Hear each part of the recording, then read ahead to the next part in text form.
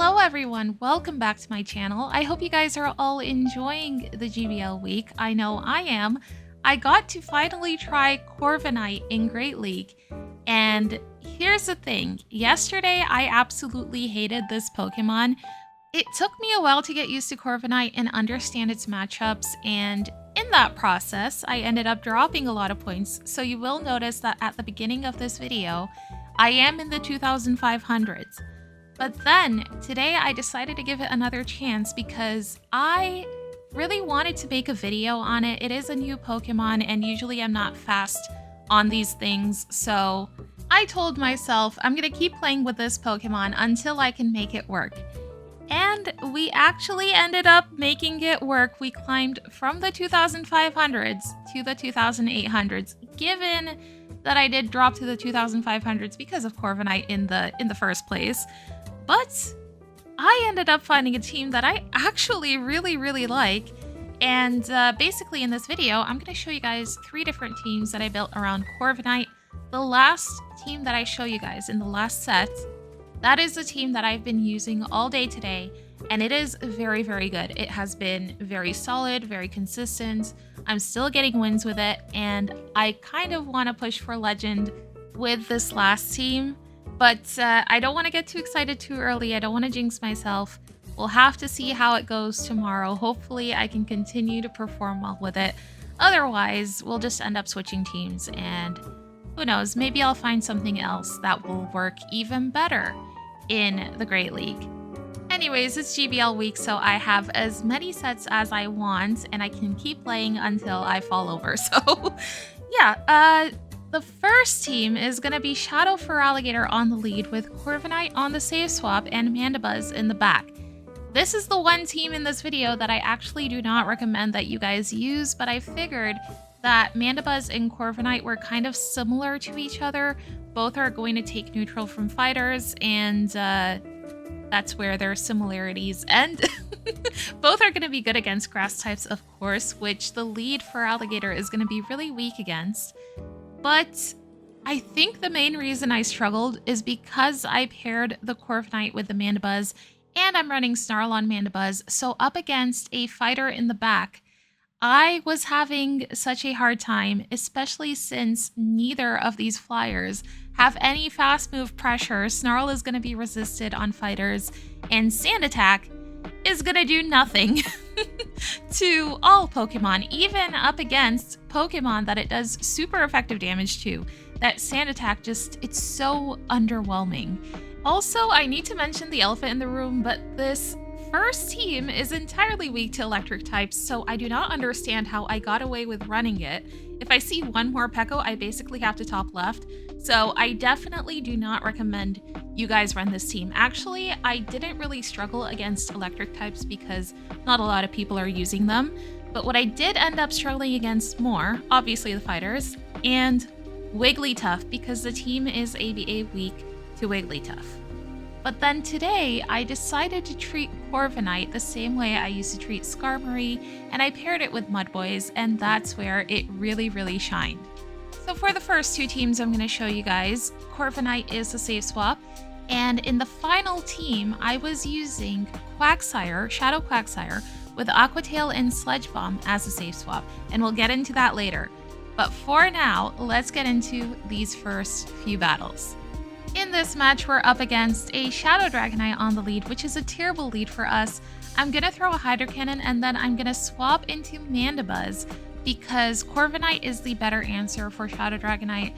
So I'm going to bring in Mandibuzz, but we end up drawing out a Charmer, which I was not expecting because a Charmer with a Dragon type makes the team extremely weak to Alolan Sandslash. But I guess not a lot of people are running Alolan Sandslash, even though it's very good against the current meta.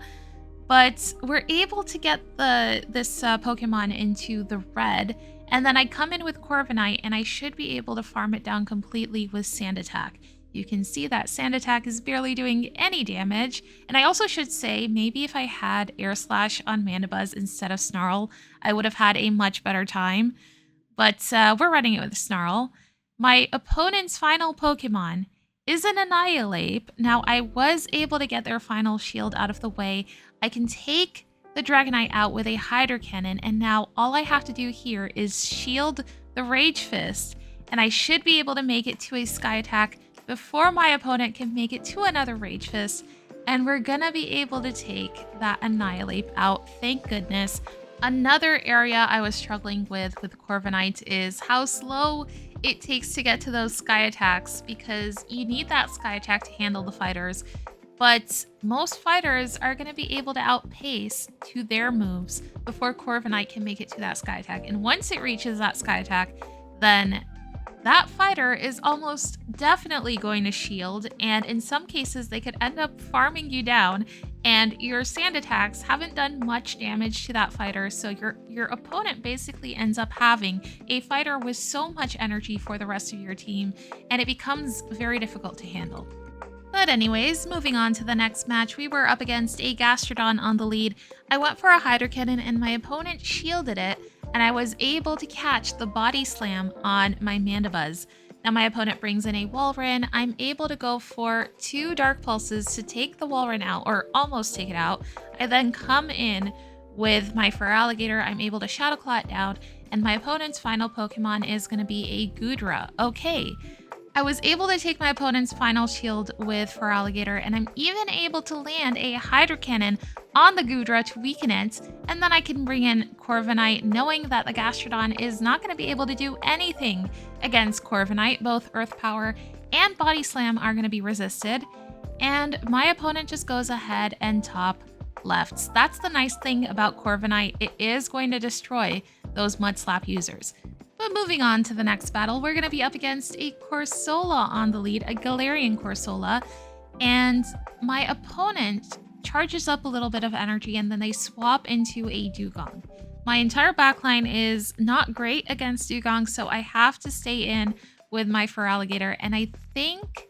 Oh no, I do not end up double shielding. That's good. I'm able to farm the Dugong down and come out with energy for the Corsola. My opponent brings that Corsola back in, which is really good. I'm able to take a shield from them, and then I go for a second Hydro Cannon and my opponent ends up shielding, and I mess up big time here. Again, I should have just let my Feraligatr go, but I was getting really worried about all that energy on Corsola, knowing that it has access to that power gem.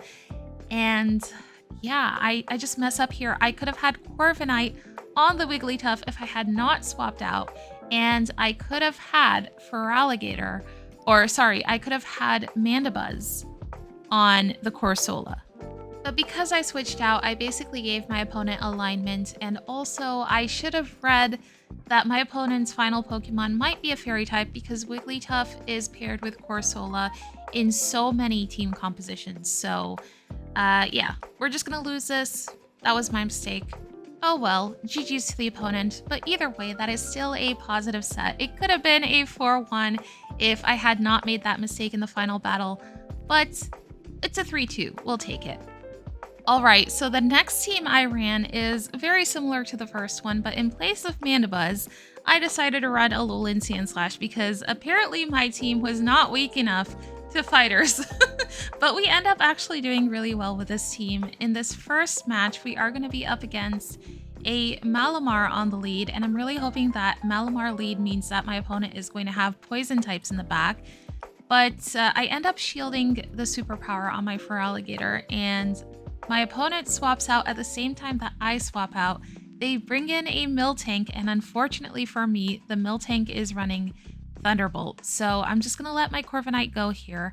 And then actually they go for a Body Slam and we live, and we are going to be able to make it to an Iron Head and take the Miltank out. And my opponent's final Pokemon is a Diggersby. I think I messed this up. I could have definitely won this. I'm going to go for an Ice Punch here. It's going to take my opponent's final shield, and I am going to have to shield this Fire Punch. I really need to get this Ice Punch off. I'm able to get it off and get the Diggersby really low. Where do I mess up here? How do I mess this up? I think the Diggersby lives with like 1 HP. Yeah, he saves it in the back with 1 HP. The Malamar has a superpower. They're going to be able to take our Corviknight out, and my opponent is going to be able to make it to a Scorching Sands and take our Feraligatr out. So that was super, super close, but GG's to my opponent. We are going to lose that first game. Okay, so I just remembered why I don't recommend the first team to you guys. Is because it's entirely weak to electric types. And in this game, we're actually up against a Steelix, which we are ABA weak to. Now, my opponent is able to catch the Hydro Cannon on their Goodra, but I do build up to another Hydro Cannon on my Feraligatr, and I save it in the back. So this is going to be very tricky because the Steelix is going to be so difficult to handle, but I am able to come in with my Alolan Sandslash and farm the Goodra down completely. I'm able to land a Drill Run on their Feraligatr and save some energy on my Alolan Sandslash and catch the Hydro Cannon on Corviknight. And the reason I'm doing this is because I need to have a move on Alolan Sandslash and I need to have a move on my Feraligatr in order to deal with this Steelix, because I need to take their final shield out of the way, which I do with Alolan Sandslash. And then I need to go for the Hydro Cannon on Feraligatr, but watching out for a catch on the final Pokemon that they have, which my opponent attempted to do, but we saved all that energy. We can go for that Hydro Cannon immediately on the Steelix, take the Steelix out, and we take that win. So we got a little bit creative with that game in order to get a win against a Pokemon that absolutely destroyed my entire team. But against all odds and with a little bit of energy management, we managed to get away with that win. Okay, so this next match, we're just going to get destroyed by Talonflame. There's not much to say. I stayed in way too long against the Dunsparce on the lead because my opponent went ahead and shielded the first Hydro Cannon, and I really needed that Hydro Cannon damage off on the Dunsparce because my backline isn't great against Dunsparce. So they ended up getting us into the red on Feraligatr, and now I am not going to have enough health to handle this Talonflame. They are just going to be able to incinerate us down here. So yeah, they're even running Flame Charge, which is really annoying. I'm going to go ahead and top left. GG's to my opponent. Moving on to the next battle, we're going to be in a Shadow Feraligatr mirror match, which is kind of annoying, but I am going to go for a Hydro Cannon here, which my opponent ends up shielding. And so I am going to return the shield here, and I go for the Hydro Cannon immediately. And again, my opponent ends up catching that Hydro Cannon on a Goodra, but I am going to come in with my Alolan Sandslash and go for a full farm down, and I'm going to save my final shield for the Hydro Cannon from their Feraligatr. Okay, going for that Drill Run immediately, expecting my opponent to shield their Feraligatr, and I'm going to go ahead and shield here because I really need to get this Feraligatr out of the way. The Corviknight is not going to be able to make it to a move faster than the Feraligatr can make it to a Hydro Cannon, so that's why I had to go ahead and shield my Sandslash. Now my opponent's final Pokemon is a Diggersby. At least I'm able to get to a Hydro Cannon on the Diggersby and get it into the yellow.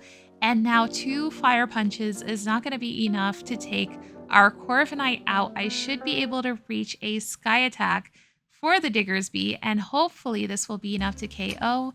It is, and we're able to take that win. So a Diggersby with shields up would actually destroy Corviknight because it has access to that Fire Punch. But thankfully, they were pretty low and we were able to make it to that Sky Attack. Now moving on to the final battle with this team, we are up against another Feraligatr on the lead, but this time it's not Shadow. And I do something a little risky here, and I end up double shielding my Feraligatr because I'm thinking that my opponent could potentially have a Talonflame in the back, and if that's the case, then I need to save this Feraligatr.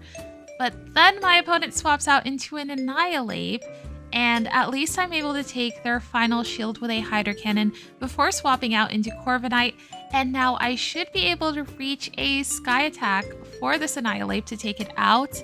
And let's see what my opponent's final Pokemon is going to be.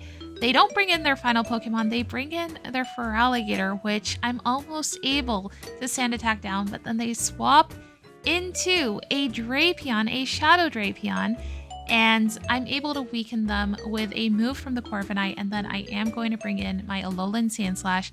I make it to that Ice Punch before my opponent can make it to a second move And we are going to take that last win, and that is going to be another positive set with Corviknight. But this is not the standout team that I want to share with you guys. The next team I'm going to use is a lot more balanced than these first two teams. It's more consistent and it's a lot more solid. And that is the team that I would recommend to you guys. It is going to be Corviknight on the lead with Shadow Quagsire on the save swap and Shadow Marowak in the back. And if I continue to do well with that team, then I might just have a dedicated video just for it. Alright, so in this first battle, we were up against a Jumpluff on the lead, and my opponent save swaps into a Licky. So it's definitely possible that my opponent has another rollout user in the back. If it's Dunsparce, then I should be able to handle it with the Quagsire, but I am going to bring in my Shadow Marowak to take care of this Licky. Now my opponent invested both of their shields into Licky, so I'm going to have to give up both shields because I really need alignment. I cannot have this Jumpluff on my Quagsire because it is absolutely going to destroy Quagsire, and any amount of energy the Jumpluff has is going to be useless against Corviknight. Corviknight absolutely walls Jumpluff, and it looks like we were correct. My opponent's final Pokemon is a Dunsparce. I went ahead and weakened them with a Sky Attack from my Corviknight before swapping into my Quagsire because that'll make them a little bit easier to handle with Quagsire. I'm just going to have to go for a Sludge Bomb here, and that gets them into a range where I should be able to come in with Corviknight and comfortably farm them down with Sand Attack. Now, I just need this Jumpluff to not get me in range of a Rock Slide because I believe my opponent is at the Rock Slide, but we are going to be able to reach that Sky Attack, take the Jumpluff out, and now if my opponent goes for a Rock Slide, it's not going to be enough. We're able to Sand Attack them down, and we take that win. Moving on to the next battle, we're going to be up against a Corviknight on the lead. Okay, let's see how this goes. I think I go for Iron Head, which is not the move. You need to go for a Sky Attack. Sky Attack is going to do more damage, but I was still testing it out, so I wanted to see how much Iron Head would do to the Corviknight, and now I am going to go for Sky Attack because I see that it does more damage, obviously. So because I went for that Iron Head on the first move, my opponent is going to win lead. However, because they win lead, I will be able to come in with my Shadow Marowak, and that farm on Corviknight is going to be very, very valuable for us. So I do get a little bit of energy on my Marowak, and then my opponent is going to bring in an Azu. I think this match ends up being very, very close because my opponent has a backline that absolutely destroys my backline. They have a Corsola in the back, and I'm just going to go for these Aqua Tails against this Corsola. I need to get them into a range where I can take them out with Bone Club, and I'm trying to think here if I can save a Sludge Bomb for the Azumarill. I'm going to go ahead and shield. And okay, my opponent brings in Azu here, really hoping that I survive the Ice Beam. We do. We get that Sludge Bomb off, and I'm hoping that my opponent lets it go. They let it go. We're gonna be able to farm the Azu down, and now I just need to reach back-to-back Bone Clubs to take this Corsola out. We are going to take their final shield with the first one. I was really worried here that this Bone Club would not KO because my opponent is at the Nightshade, but it's enough to take them out, and we take that win. That was such a tough matchup for me. The next game, my opponent just gets completely hard countered. They led Jumpluff into our Corviknight, and then they swapped Drapion, and I just brought in a Mudslap user, so unfortunate for my opponent, but they went ahead and they top lefted. Now the next game is actually very, very close. We are up against a Guzzlord on the lead, and it looks like the Guzzlord is going to be running Dragon Claw and probably Sludge Bomb. Otherwise, they would go for the Dark type move against the Corviknight. Now, knowing that everything is resisted, I'm not going to shield anything, and I am going to farm up a little bit of extra energy before throwing the Iron Head to take the Guzzlord out, and then my opponent brings in a Talonflame. I swap immediately into my Marowak, And if my opponent is going to choose to stay in here, I am going to go ahead and double shield. But I am expecting to get my shields back because I'm going to go ahead and bait with Bone Clubs. My opponent cannot risk letting a Rock Slide go on Talonflame because that is going to be absolutely lethal for that Pokemon. But after I take their first shield, my opponent swaps out into Gastrodon. And keep this in mind, I am one Mudslap away on Marowak from reaching a Rock Slide.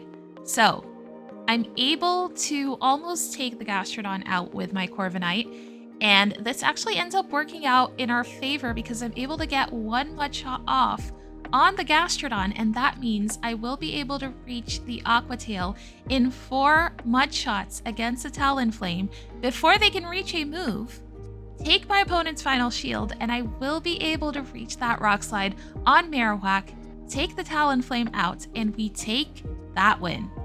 And now we have reached the final battle of the video. This is going to be another really good match, and it ends up being a win.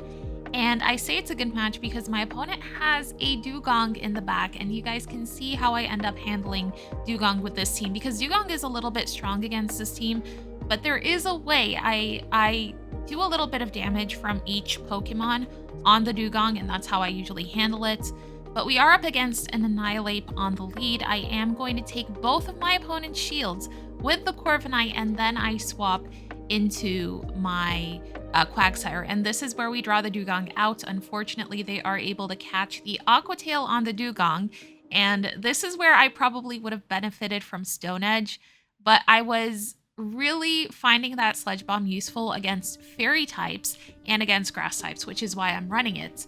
But I do manage to weaken the Dugong here, and I make a catch on the Icy Wind, and now the Dugong is in Mudslap range for my Marowak, so I should be okay here. And my opponent's final Pokemon is going to be a Bastiodon. So that's why I end up winning this game, and we end up with a 5-0 with Corviknight. So overall, Corviknight is a little bit underwhelming, but I feel like it definitely has a place in the meta. It definitely requires a little bit of effort to make it work. I don't feel like it's an easy Pokemon to use. You have to get a little bit creative with your catches and your energy management.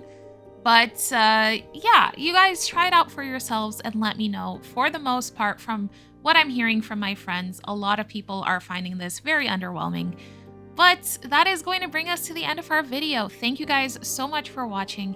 If you guys like my content, please consider subscribing. Maybe leave a like. It helps me out so much. And I will see you guys in my next video. Bye-bye.